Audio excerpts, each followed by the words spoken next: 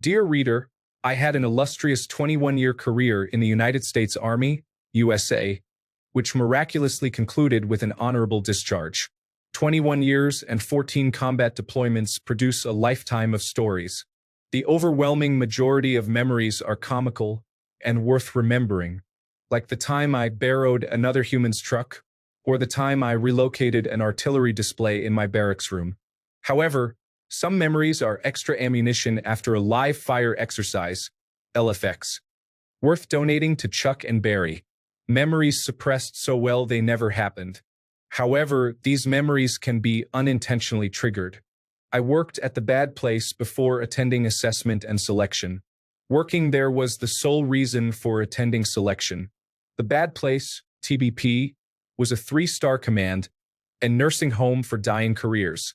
TBP was a mixture of National Guard, Army Reserve, active duty, and Department of the Army civilians. It was essentially a foreign planet for a soldier who had grown up in regiment and the 82nd Airborne Division. Overnight, I had transitioned from airborne infantry to the equipment tracking officer.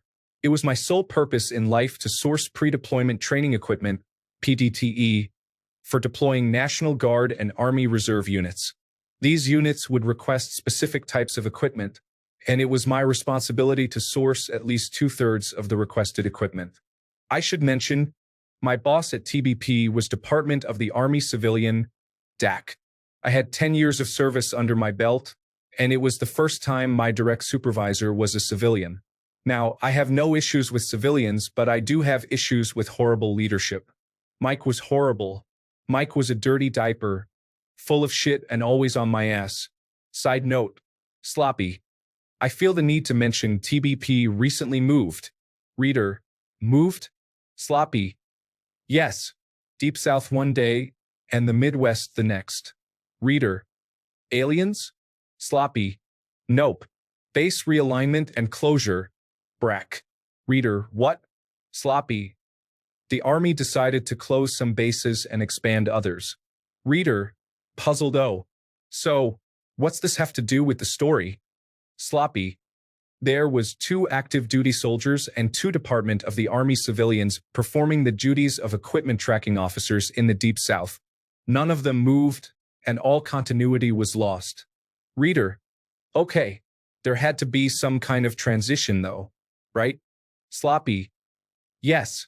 All 4 of them spent countless hours informing me how terrible of a human Mike was via email. Reader, oh, story time again.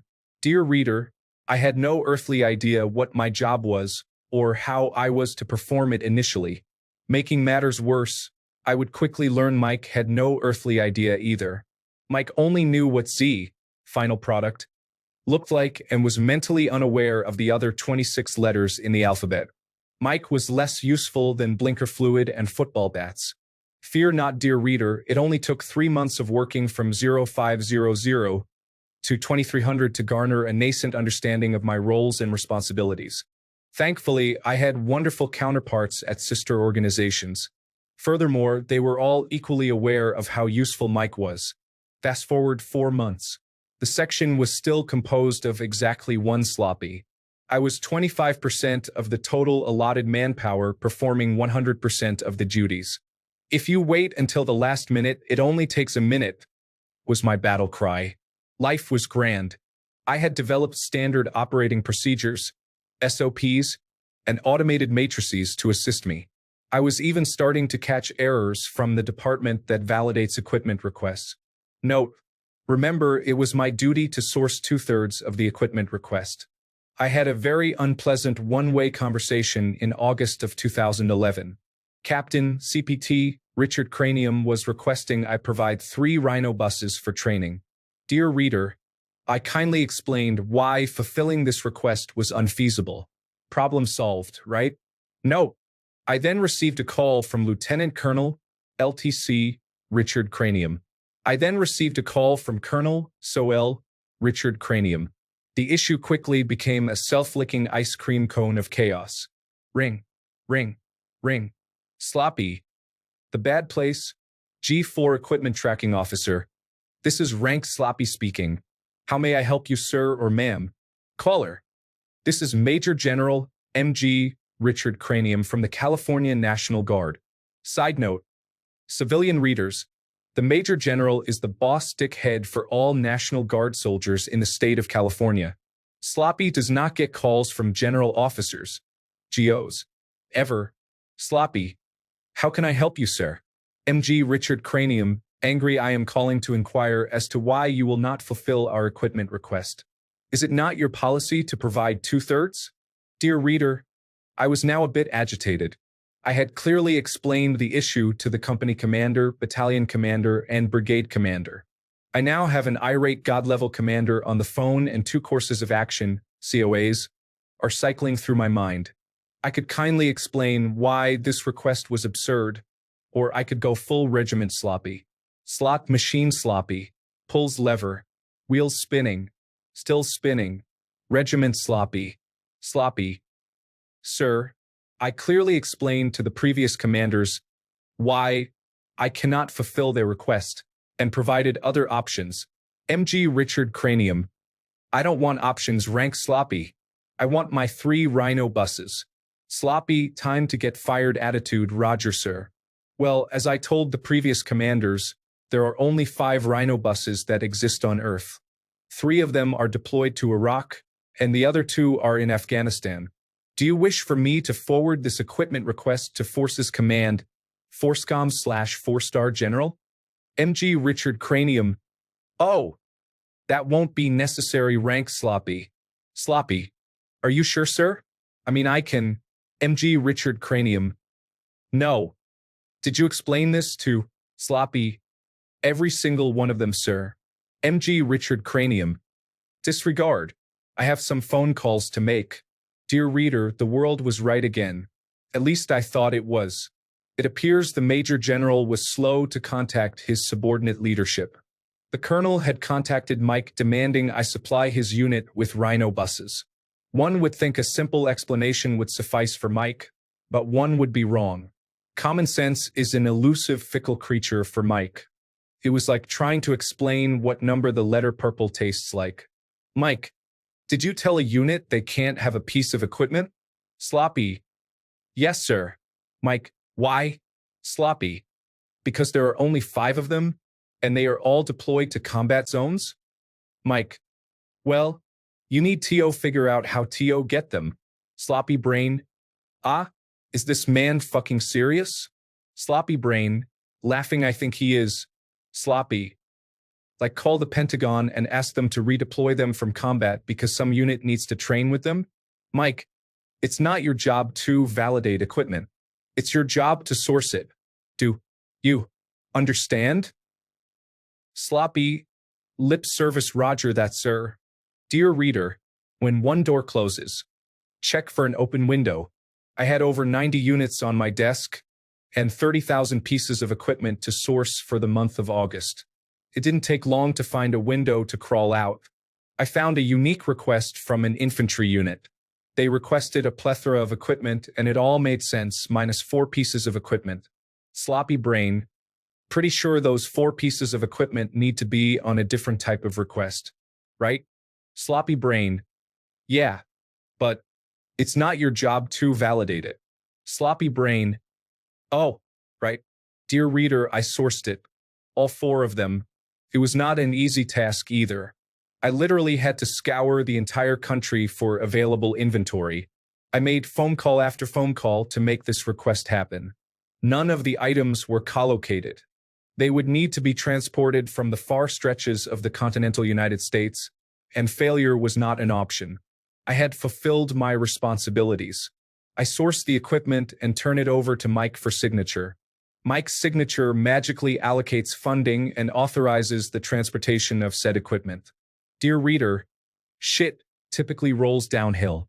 However, this specific request defied the laws of gravity. Shit was going to roll uphill.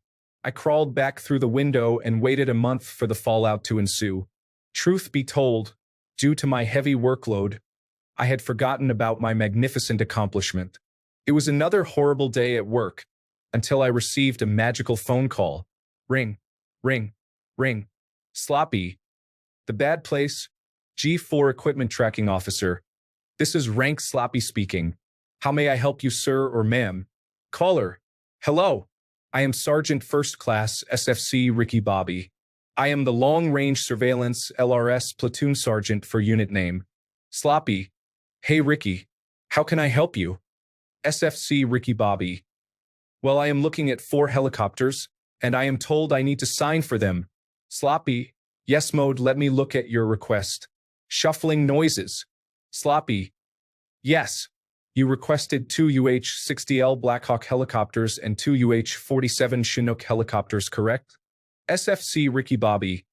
Yes, but I requested them for SPIES, Special Purpose Insertion Extraction System, and FRIES, Fast Rope Insertion Extraction System, training. Laughing. I am not a pilot. What the hell am I supposed to do with 4 helicopters? Sloppy, laughing, I mean, once you sign for them, they're yours. I suppose you could try to fly them? SFC Ricky Bobby. Laughing fucking army. Suppose I could. Sloppy. Laughing, don't worry, man. I've got your back. I have already coordinated with our aviation validators to support your request. I will give you their number. SFC Ricky Bobby. I'm ready to copy. Shroppi. 867 till 5309. SFC Ricky Bobby. Thanks, man. Sloppy. Call me back if you have any issues, brother. I will walk upstairs, G3/operations, and get this sorted so you boys can do SPIES and FRIES. SFC Ricky Bobby. Wilco will comply, man. Dear reader, not only does shit roll uphill, but shit rolls uphill faster than I expected. I had just hung up the phone and was departing for lunch. I didn't make it 5 feet before I was beckoned to Mike's office. There are 4 chairs in Mike's office. 1 with a load-bearing capacity of at least 400 pounds, and 4 normal people chairs. I was awkwardly surprised to find it was already standing room only. The G4 Colonel, Deputy G4, Civilian/DAC, and G3, Operations, Colonel were already in Mike's office. Mike, it seems we have an issue, rank Sloppy. Sloppy brain. We. Sloppy, really? I am not aware of any issues, sir. Mike, well, unit name is at Fort Hood, and the battalion commander is wondering why one of his platoon sergeants signed for 4 helicopters. Sloppy, shocked, did they request for helicopters? I can go get the equipment request. Mike, I have it. Right here. In my hands. Sloppy, puzzled, okay. Did they request? Mike, yes, they did. Sloppy, I don't understand the G4 Colonel. The issue is, we needlessly shipped 4 helicopters across the United States. G3 Colonel, there are already helicopters at Fort Hood. Helicopters and pilots, there to support SPIES and FRIES training. They are there specifically for this type of request. G4 Colonel, rank Sloppy. Did this request not look odd to you? Sloppy brain. Hysterical laughter. Sloppy. Absolutely, sir. Entire room. Shocked faces. Just baffled as fuck. G4 Colonel. Then why did you source it? Sloppy retells entire Rhino bus saga. Sloppy? Sir, as I understand it, it's not my job to validate. It's my job to source it. Mike made it very clear on multiple occasions. Mike, angry rank Sloppy, do you realize you just cost the Army over $100,000 to ship equipment we didn't need to ship? Sloppy, sir, G3 Colonel, pissed off and oh Mike, you just cost the Army over $100,000. Mike, sir, G4 Colonel, Mike, it is your signature that authorizes allocation of money and shipping. Did you tell rank Sloppy it's his job to source? To not validate anything and only source? Mike, sir, I did. But G4 Colonel starts walking out. G4 Colonel, Mike, let's have a meeting. In my office. Sloppy brain. Oh, that sounds bad. Sloppy brain, yeah, but Mike, not us. Sloppy. Right? Sloppy retreats to desk. Side note, I know the G3 Colonel. We had worked in the same unit when he was a major. G3 Colonel follows Sloppy. Sits on Sloppy's desk. G3 Colonel, laughing hysterically. How in the fuck did you do it? Sloppy. Do what? G3 Colonel. Find 4 helicopters? Sloppy. I called everyone. I leveraged my network of contacts and made it my mission. G3 Colonel. What did your counterparts say about the request? Sloppy. They have the same sentiments towards Mike. G3 Colonel, shaking his head honestly? That's impressive. Sloppy. Sir, I was gonna get shit on either way. So I decided, fuck Mike. G3 Colon, yup. Fuck Mike, I guess. Dear reader, thank you for reading my petty army revenge. Par. I have good news. I no longer worked for Mike after that interaction. Other misdeeds, stories, came to light after that encounter.